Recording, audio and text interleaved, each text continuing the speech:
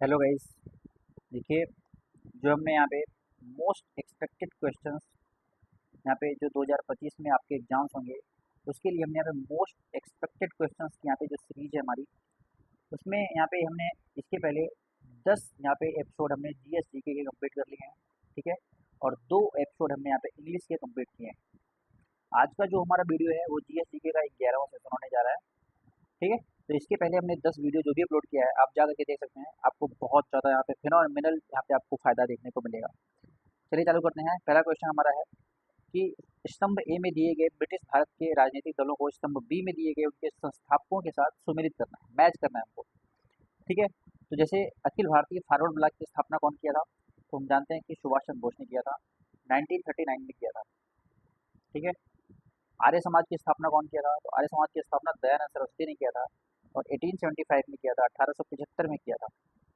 कांग्रेस समाजवादी दल की स्थापना यहाँ पे जयप्रकाश नारायण ने किया था और इंडियन नेशनल लिबरेशन फेडरेशन की स्थापना जो है वो श्री नाथ मुखर्जी ने किया। ठीक है, तो इस हिसाब से इसका आंसर जो हो जाएगा वो ए हो जाएगा। ए इज द राइट आंसर। ठीक है, नेक्स्ट क्वेश्चन चलते हैं यहाँ पे। अगला क्वेश्चन है कि भारतीय संविधान के अनुच्छेद 360 के तहत निम्नलिखित में से किस प्रकार के आपातकाल की घोषणा की जाती है। ठीक है, तो मैं यहाँ पे आपको इमरजेंसी के बारे में आपको बता देता हूँ अच्छे तरीके से कि इमरजेंसी के बारे में क्या क्या चीज़ें होती हैं। इमरजेंसी या इसी को बोलते हैं आपातकाल। ठीक है, जो इमरजेंसी है ये भारतीय संविधान के सबसे पहले तो पार्ट 11 में दिया गया है, सॉरी पार्ट 18 में दिया गया है। ठीक है, पार्ट 18 में ये प्रावधान भारतीय संविधान के किया गया है। और किस अनुच्छेद से किस अनुच्छेद तक, अनुच्छेद 352 से लेके अनुच्छेद 360 के बीच में इसका उल्लेख किया गया है। ठीक है, और मुख्यतः 3 तरह के यहाँ पे आपातकाल भारत में यहाँ पे है भारतीय संविधान में। पहला है नेशनल इमरजेंसी। नेशनल इमरजेंसी को ही हम हिंदी में राष्ट्रीय आपातकाल भी बोलते हैं, नेशनल इमरजेंसी। दूसरा होता है प्रेसिडेंट्स रूल। ठीक है, प्रेसिडेंट्स रूल या इसी का एक नाम और होता है, कई सारे नाम होते हैं, इसी को हम राज्य या स्टेट आपातकाल भी बोलते हैं, या इसी का एक नाम और होता है कॉन्स्टिट्यूशनल कॉन्स्टिट्यूशनल इमरजेंसी। ठीक है, मतलब संवैधानिक आपातकाल। और तीसरा होता है फाइनेंशियल इमरजेंसी। फाइनेंशियल इमरजेंसी मतलब वित्तीय आपातकाल। नेशनल इमरजेंसी जो होता है वो अनुच्छेद 352 में होता है, और जो प्रेसिडेंट रूल या स्टेट इमरजेंसी या कॉन्स्टिट्यूशनल इमरजेंसी होता है वो अनुच्छेद 356 में होता है। ठीक है, और फाइनेंशियल इमरजेंसी जो होता है वो 360 में होता है। और एक बात और बता दूं आपको डीप, कि जो फाइनेंशियल इमरजेंसी अभी तक एक भी बार भारत में नहीं लगाई गई। ठीक है, नेशनल इमरजेंसी अभी तक भारत में 3 बार लगाई जा चुकी है, और प्रेसिडेंट रूल तो कई बार भारत में लगाई है, इसकी गिनती नहीं है, बहुत बार। देखिए, जो नेशनल इमरजेंसी है इसमें यहाँ पे 3 शब्द हैं, किस किस ग्राउंड पे लगाया जाता है ये, तो आप देखेंगे। एक तो वार अगर हो रहा है, एक तो अगर एक्सटर्नल एग्रेशन है, एक्सटर्नल एग्रेशन मतलब बाहरी कोई कंट्री अगर हमारे ऊपर हमला कर देती है, तो तब भी हम यहाँ पे नेशनल इमरजेंसी लगा सकते हैं। या इंटरनल रेविलियन, इंटरनल मतलब आंतरिक विद्रोह हो जाए अगर, तब भी हम जो है वो नेशनल इमरजेंसी लगा सकते हैं। कभी कभी ये पूछता है कि जो इंटरनल रेविलियन है, पहले ये इंटरनल रेविलियन इसका नाम नहीं था, इसके पहले जो इसका नाम था वो कुछ और था। तो इसको 44वें संविधान संशोधन 1978 के द्वारा इसका नाम क्या कर दिया गया, इंटरनल रेविलियन कर दिया गया। तो ये क्वेश्चन पूछता है कि किस किस संविधान संशोधन के तहत इसका नाम बदल के इंटरनल रेविलियन कर दिया गया था। तो ये ग्राउंड्स हैं जिसके आधार पर नेशनल इमरजेंसी यहाँ पे प्रोक्लेम की जा सकती है अंडर आर्टिकल 352। प्रेसिडेंट रूल मैंने आपको बता दिया, अंडर आर्टिकल 356 ये लागू की जाती है। और फाइनेंशियल इमरजेंसी जो है 360 में इसका उल्लेख किया गया है। ठीक है, आई होप आपको इमरजेंसी संबंधी सारी बातें आपको समझ में आ गई होगी। तो अब यहाँ पे क्या पूछ रहा है कि अनुच्छेद 360 के तहत पूछ रहा है। तो अनुच्छेद 360 में मैंने आपको फाइनेंशियल इमरजेंसी बताया था, मतलब वित्तीय आपातकाल बताया था, तो यहाँ पे ए यहाँ पे इसका सही आंसर है। और मैंने आपको ये भी बताया था कि वित्तीय आपातकाल आज तक भारत में लागू नहीं किया गया है। और मैंने आपको बताया था कि संवैधानिक आपातकाल या राज्य आपातकाल ये दोनों एक ही होते हैं, और ये क्या है, इसी को हम प्रेसिडेंट रूल बोलते हैं अंडर आर्टिकल 356। ठीक है, और राष्ट्रीय आपातकाल के बारे में मैंने आपको बताया अंडर आर्टिकल 352। नेक्स्ट क्वेश्चन लेते हैं यहाँ पे। कह रहा है कौन सा कथन या कौन से कथन भारत में केंद्र सरकार के बजट, यूनियन गवर्नमेंट बजट के बारे में सही है। ठीक है, सबसे पहले मैं आपको बजट के बारे में बातें बता देता हूँ, कुछ बजट के बारे में। ठीक है। सबसे पहले तो बजट शब्द का उल्लेख भारतीय संविधान में नहीं किया गया है।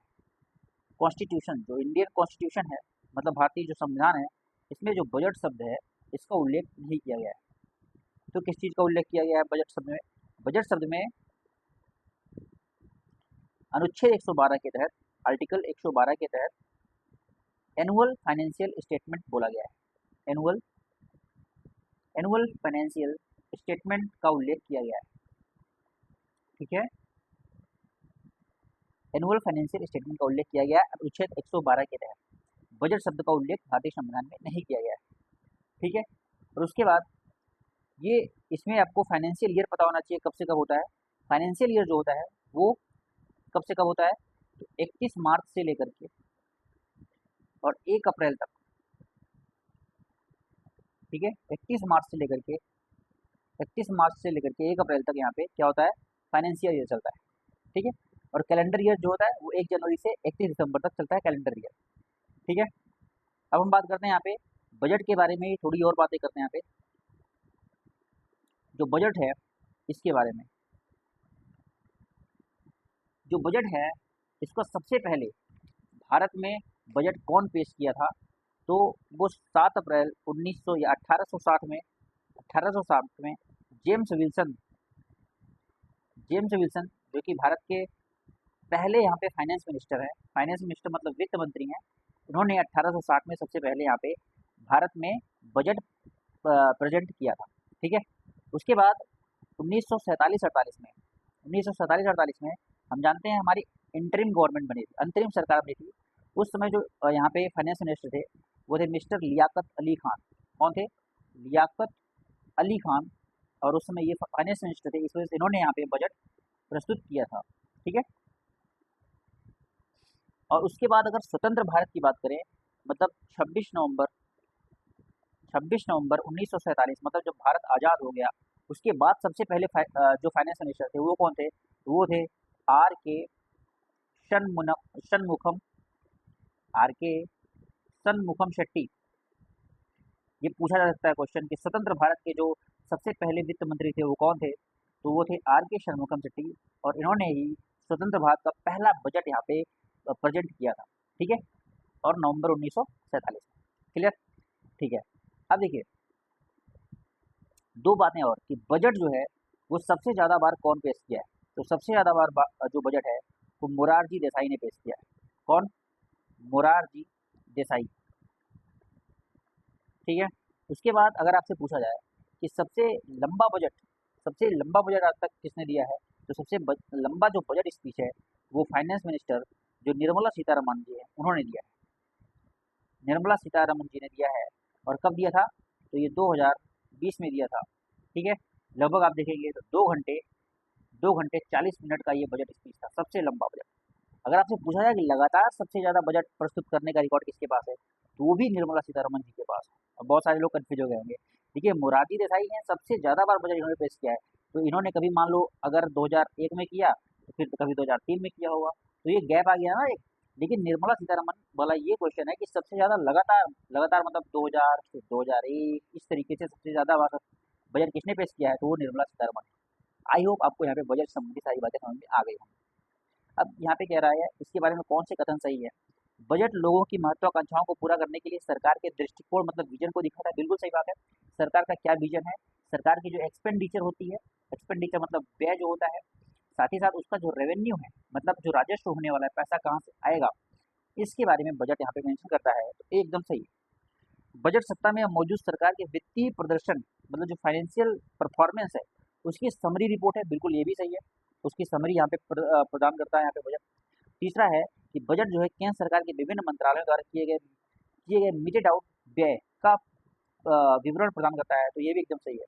तो जो भी यहाँ पे मैंने पहले बता दिया कि एक्सपेंडिचर मतलब व्यय और रेवेन्यू मतलब आय का ये विवरण होता है क्या? बजट। तो तीनों स्टेटमेंट सही है, इसका मतलब D is the right answer. Next question लेते हैं यहाँ पे। नेक्स्ट क्वेश्चन जो है हमारा वो क्या है? नेक्स्ट क्वेश्चन हमारा है कि भारतीय संविधान ने समवर्ती सूची आप जानते होंगे, इसको अंग्रेजी में कंकरेंट लिस्ट बोलते हैं। तो कुछ जो लोग अंग्रेजी में जानते होंगे ठीक है, नहीं तो कोई बात नहीं। हम जानते हैं हमारे यहाँ 3 लिस्ट होती है, कंकरेंट लिस्ट, जिसपे स्टेट गवर्नमेंट भी और सेंट्रल गवर्नमेंट दोनों ही कानून बना सकते हैं। ठीक है, एक होता है हमारा सेंट्रल लिस्ट आप बोल सकते हो, या इसी को हम यूनियन लिस्ट बोलते हैं। यूनियन लिस्ट मतलब जिसमें केवल यूनियन गवर्नमेंट क्या करती है, कानून बना सकती है। और एक होता है स्टेट लिस्ट, जिसमें केवल राज्य सरकार ही क्या कर सकती है, ऐसे मुद्दे इसमें रखे गए, ऐसे विषय इसमें रखे गए हैं जिसमें केवल स्टेट गवर्नमेंट ही यहाँ पे उस पर कानून बना सकती है। ठीक है, तो ये 3 तरीके के लिस्ट हैं। अब ये कह रहा है कि जो समवर्ती सूची है, मतलब जो कंकरेंट लिस्ट है, इसकी अवधारणा निम्नलिखित में से किस देश से ली गई। तो जैसा हम जानते हैं कि भारतीय संविधान में जो अवधारणाएं हैं, बहुत सारा कॉन्सेप्ट अलग अलग देशों से लिया गया है, बोरो किया गया है। तो मैं आपको इंपॉर्टेंट यहाँ पे बता देता हूँ कौन कौन से यहाँ पे बोरो। ठीक है, सबसे पहले देखिए, सबसे पहले मैं आपको बता देता हूँ कि यहाँ पे ऑस्ट्रेलिया से क्या क्या लिया गया है। तो ऑस्ट्रेलिया से सबसे पहले जो क्वेश्चन पूछा है वही लिया गया है, मतलब कंकरेंट लिस्ट, या इसी को समवर्ती सूची बोलते हैं। तो जो समवर्ती सूची है या कंकरेंट लिस्ट है, ये कहाँ से लिया गया है, मैं केवल इंपॉर्टेंट नहीं बताऊंगा, सारा नहीं बताऊंगा, ये ऑस्ट्रेलिया से लिया गया है। ठीक है, उसके बाद ऑस्ट्रेलिया से एक चीज़ और लिया गया है, ज्वाइंट सिटिंग। हम जानते हैं संयुक्त बैठक जो संसद की बुलाई जाती है, उसका प्रावधान भी ऑस्ट्रेलिया से ही लिया गया है। ठीक है, उसके बाद अगर आपसे पूछे कोई जो फंडामेंटल राइट है, फंडामेंटल राइट जो है, फंडामेंटल राइट मतलब मूल अधिकार, मूल अधिकार कहाँ से लिया गया है, तो मूल अधिकार यूएसए से लिया गया है। और अगर आपसे पूछे फंडामेंटल ड्यूटी, जो मूल कर्तव्य हैं, ये कहाँ से लिया गया है, तो ये मूल कर्तव्य जो है, फंडामेंटल ड्यूटीज़ जो है, वो यूएसएसआर, जिसको हम रूस के नाम से जानते हैं, यहाँ से ये लिया गया है। ठीक है, उसके बाद एक पूछा जाता है कि जो डीपीएसपी मतलब directive principles of state policy, मतलब राज्य के नीति निर्देशक तत्व, तो कहाँ से लिए गए हैं, तो ये आयरलैंड से लिया गया है। कहाँ से लिया गया है, आयरलैंड से लिया गया है। और एक पूछता है कि जो इमरजेंसी अगर लग जाती है, तो इमरजेंसी के टाइम पे जो फंडामेंटल राइट होते हैं वो सस्पेंड हो जाते हैं, ये प्रावधान कहाँ से लिया गया है, तो ये जर्मनी से लिया गया है। कहाँ से लिया गया है, जर्मनी से लिया गया है। ठीक है, तो ये कुछ इंपॉर्टेंट है, आपको इसको क्या करना है, याद कर लेना है। ठीक है, आगे चलते हैं। नेक्स्ट क्वेश्चन है कि जून 2023 में किस देश ने नरेंद्र मोदी जी को ऑर्डर ऑफ नाइल पुरस्कार से सम्मानित किया। तो ये ऑर्डर ऑफ नाइल, नाइल कहाँ पे, नाइल जो रिवर है ये कहाँ पे, नाइल रिवर जो है वो इजिप्ट में, इजिप्ट मतलब मिस्र हिंदी में बोलते हैं, तो ये यहाँ पे इसका सही आंसर होगा। ठीक है, ऐसे ही आप देखेंगे एक होता है ऑर्डर ऑफ जायद, ये किस कंट्री ने दिया है आपको बताना है। फिर ऐसे आप देखेंगे ऑर्डर ऑफ जायद जो है, ये यूएई ने दिया था ये मोदी जी को। ठीक है, आगे चलते हैं। तो इसका आंसर क्या हो जाएगा, मिस्र हो जाएगा। मिस्र की राजधानी क्या होगी, काहिरा, काहिरा इसकी राजधानी। ठीक है, टर्की की राजधानी अंकारा होती है, और सिंगापुर की राजधानी सिंगापुर सिटी। लेबनान की राजधानी क्या हो जाएगी, आप कमेंट में बताइएगा यार। नेक्स्ट क्वेश्चन है कि निम्नलिखित में से कौन सा कथन जो लवक होता है प्लास्टिक के बारे में सत्य नहीं है। तो यार इसके पहले ही मैंने आपको प्लास्टिक के बारे में चीज़ें बताई हैं। प्लास्टिक जो होता है ये किस में पाया जाता है, पहले बात तो ये प्लांट्स में पाया जाते हैं, प्लांट्स में पाए जाते हैं। और प्लास्टिक में मैंने आपको 3 प्रकार की चीज़ें बताई थी, एक होता है एक होता है क्रोमोप्लास्ट, एक होता है क्लोरोप्लास्ट ना, एक होता है क्लोरोप्लास्ट, और एक होता है ल्यूकोप्लास्ट। ठीक है, तीनों के बारे में मैंने आपको कई बार बताया है। क्रोमोप्लास्ट मतलब ये क्या करता है, ये कलर प्रोवाइड कराता है। कलर मतलब जैसे टमाटर का रंग लाल क्यों होता है, तो मैंने आपको कई बार बताया है टमाटर का रंग लाल क्यों होता है। ठीक है, उसके बाद आप देखेंगे जैसे गाजर का रंग गजरेला क्यों होता है, तो ये हमें कैरोटीन के कारण होता है ना। इस तरीके से मैंने आपको बताया है। तो क्रोमोप्लास्ट क्या करता है, कलर प्रोवाइड करता है। इसको हम वर्णित लवक बोलते हैं हिंदी में, क्या बोलते हैं, वर्णित लवक। ठीक है, ऐसा ही होता है क्लोरोप्लास्ट। क्लोरोप्लास्ट क्या करता है, क्लोरोप्लास्ट जो होता है इसको बोलते हैं अवर्णित लवक, अवर्णित लवक। ठीक है, क्लोरोप्लास्ट में एक्चुअली में क्या होता है, तो ये फोटोसिंथेसिस करता है, फोटोसिंथेसिस करता है। फोटोसिंथेसिस मतलब फोटोसिंथेसिस के लिए रिस्पॉन्सिबल होता है, मतलब कुल मिला के करते हैं तो ये फूड फॉर्मेशन करता है, फूड फॉर्मेशन मतलब भोजन का निर्माण करता है। और ल्यूकोप्लास्ट क्या करता है, स्टोरेज ऑफ फूड करता है, स्टोरेज ऑफ फूड मतलब भोजन का ये रख रखाव करता है, ठीक है, ये होता है ल्यूकोप्लास्ट। क्लियर। तो अब ये क्वेश्चन क्या था, क्वेश्चन था कि प्लास्टिड के बारे में कौन सा कथन सत्य नहीं है। देखिए इसमें राइबोसोम होता है, राइबोसोम क्या करता है, हमने पहले बताया आपको, इसमें डीएनए भी होता है और हरित लौह में पीठिका पाई जाती है, बिल्कुल।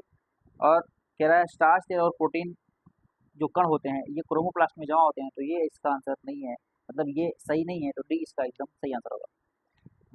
मार्च 2023 में केंद्रीय शिक्षा मंत्री द्वारा शुरू की गई न्यू इंडिया लिटरेसी प्रोग्राम योजना में कितने घटक हैं, तो यहाँ पे 5 घटक हैं। ये तो करंट अफेयर का क्वेश्चन है, कुछ एक्स्ट्रा बताने की जरूरत है नहीं।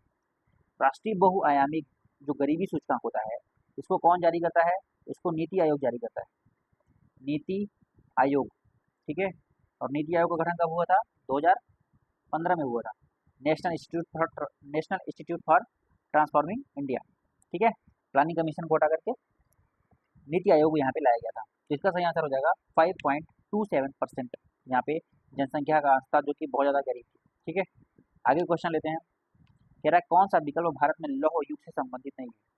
तो जो मेहरौली का लौह स्तंभ है भैया, ये किससे संबंधित है, तो ये मौर्यन वंश से संबंधित है, ठीक है। मौर्यन मौर्यन डायनेस्टी से संबंधित है, बोल सकते हो आप।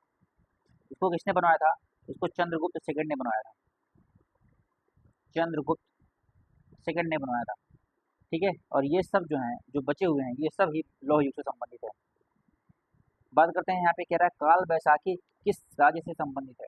जो काल बैसाखी है ये किस राज्य से संबंधित है, तो आप जानते होंगे कि भारत में मानसून होता है, आता है, arrival of monsoon, monsoon Bharat में आता है हर साल। और कब आता है, तो हम जानते हैं 1 जून को भारत में मानसून आ जाता है केरल के तट पर, ठीक है। तो जब मानसून भारत में आता है तो इसको अलग अलग जगह अलग अलग नाम से जाना जाता है। किस किस नाम से जाना जाता है मैं आपको बता दे रहा हूँ, यहाँ पे किस किस नाम से ये जाना जाता है, आपको पता होना चाहिए। जैसे आप देखेंगे कि असम में किस नाम से जाना जाता है, असम में आप देखेंगे तो बारदोई शिला नाम से जाना जाता है, बारदोई शिला नाम से असम में जाना जाता है। अगर आपसे पूछा जाए तो कर्नाटक और केरल, इनमें यहाँ पे किस नाम से जाना जाता है, तो यहाँ पे मैंगो सोवर के नाम से जाना जाता है, मैंगो सोवर, क्योंकि जब ये साउथ वेस्ट मानसून आता है तो आम पकने लगते हैं, आम पकने में बहुत मदद करते हैं, तो कर्नाटक और केरल में इसको मैंगो सोवर के नाम से भी जानते हैं। इसको हम कर्नाटक में, क्योंकि कर्नाटक में कॉफ़ी भी यहाँ पे इसकी वजह से काफ़ी मदद मिलती है, कॉफ़ी को भी, इस वजह से कर्नाटक में इसको हम चेरी ब्लॉसम के नाम से भी जानते हैं, चेरी ब्लॉसम, या इसी को हम कॉफ़ी ब्लॉसम भी बोल सकते हैं, ठीक है। कॉफ़ी कॉफ़ी सोवर्स भी बोल सकते हैं इसको, कोई दिक्कत की बात नहीं, ठीक है। तो ये कर्नाटक में इसका नाम होता है। आई थिंक आपको ये समझ में आ गया होगा। आगे चलते हैं, यहाँ पे और बातें आपको पता ही है यार, आगे चलते हैं। कह रहा है कि सॉरी कह रहा है कि जंतु जगत में निम्नलिखित में से किस संघ में सेगमेंटेड बॉडी वाले जंतु पाए जाते हैं।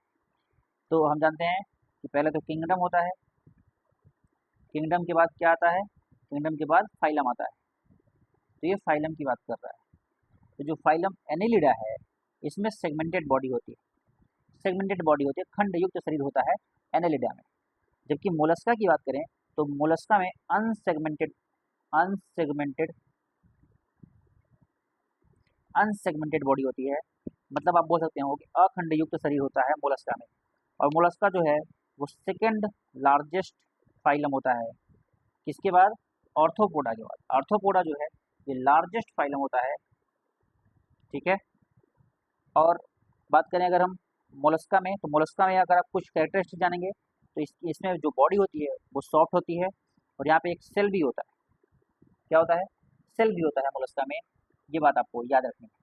जैसे एग्जांपल के तौर पे आप देखेंगे स्नेल मतलब सांप, ठीक है, ऑक्टोपस, ये सब किसके एग्जांपल है, ये सब एग्जांपल हैं मोलस्का के, ठीक है।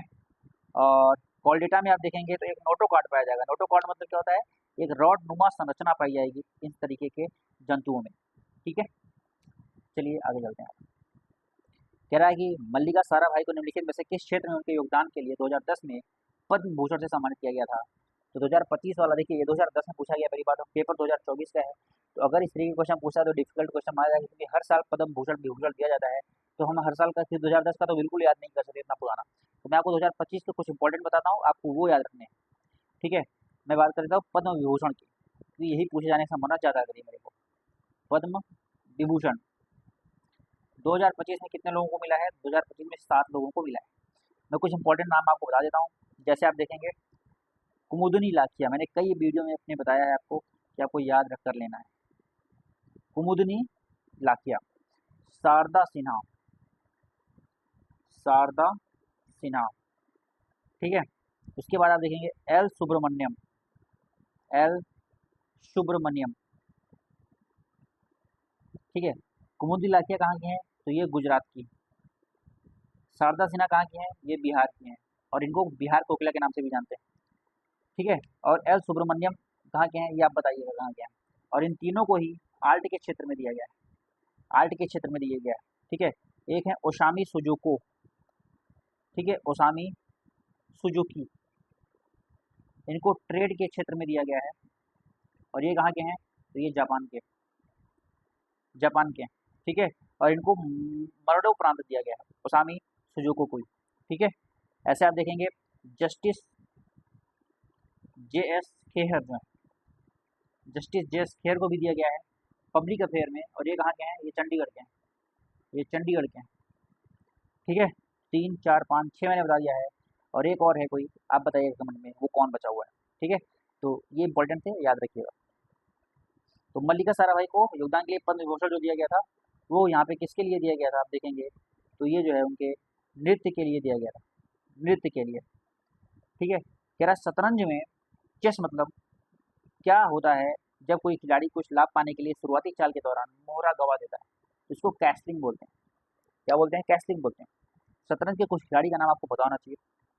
जैसे आप देखेंगे डी गुकेश जो भारत के हैं, ये इसमें बहुत ज़्यादा ट्रेंडिंग में चलते रहते हैं, और ये कहाँ के हैं? तमिलनाडु के हैं।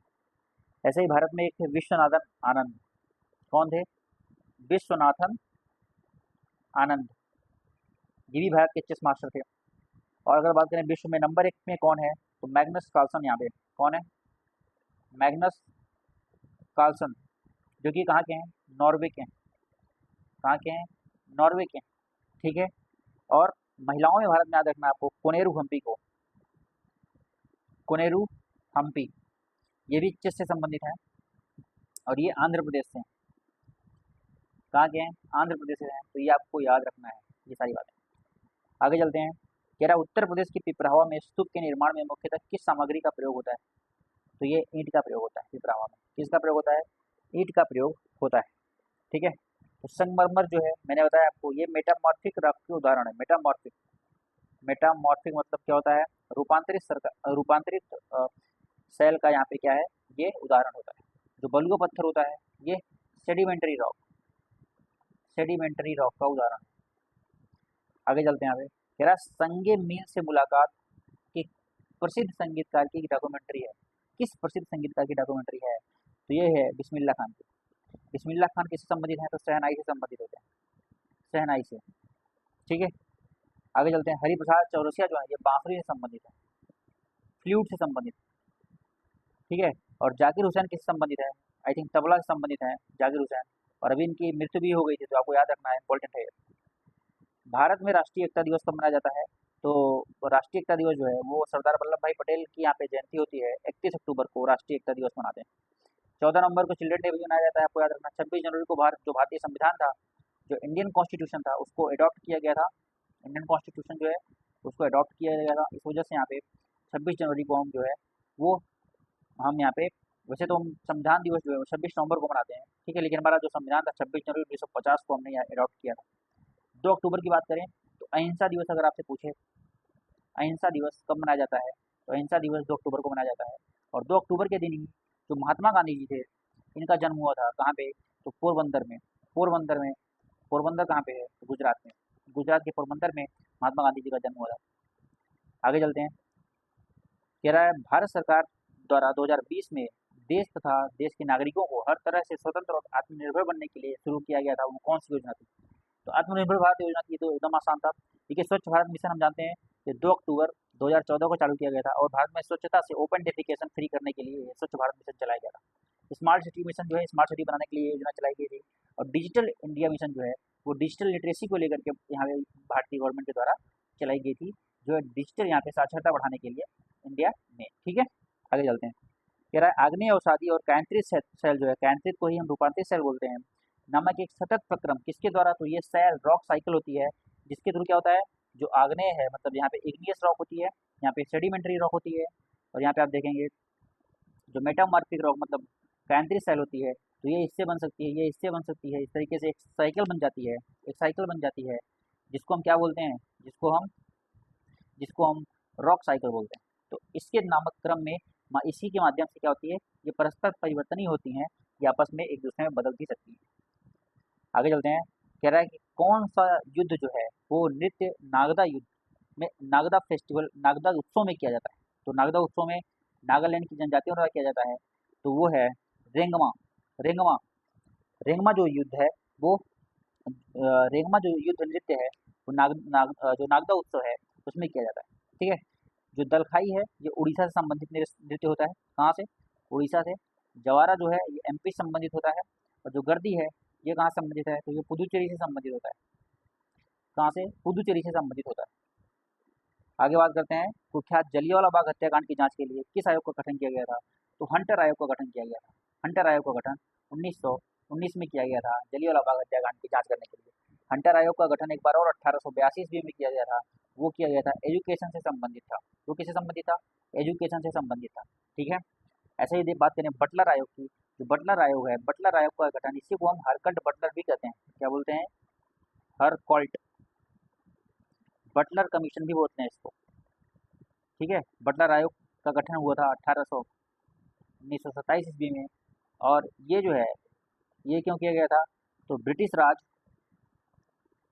और जो प्रिंसली स्टेट्स थे हमारे, प्रिंसली स्टेट्स जो हमारे थे उनके बीच में समझौता कराने के लिए हरकल्ट बटलर कमीशन 1927 में इसका गठन किया गया था। ठीक है, ऐसे ही बात करें अगर हम सैडलर कमीशन की, तो सैडलर कमीशन की स्थापना कब की गई थी, तो 1917 में यहाँ पे सैडलर कमीशन की स्थापना की गई थी। और इसी को सैडलर कमीशन को ही हम कलकत्ता यूनिवर्सिटी कमीशन के नाम से भी जानते हैं, तो ये बात याद रखिएगा। कभी मान लो सैडलर कमीशन के अलावा आपसे कलकत्ता यूनिवर्सिटी कमीशन पूछ लिया अगर आपसे, तो आपको कंफ्यूज नहीं होना है। ठीक है, इसी का नाम होता है सैडलर आयोग का ही कलकत्ता यूनिवर्सिटी कमीशन नाम होता है। और कलकत्ता यूनिवर्सिटी में जो भी प्रॉब्लम फेस हो रही थी, प्रॉब्लम क्रिएट हो रही थी, उसके लिए यहाँ पे सैडलर आयोग का गठन किया गया था। अगर आपसे पूछा जाए कि जो फाउलर आयोग था, हेनरी फाउलर आयोग का गठन जो है, इसी को हम द इंडियन करेंसी कमिटी भी बोलते हैं।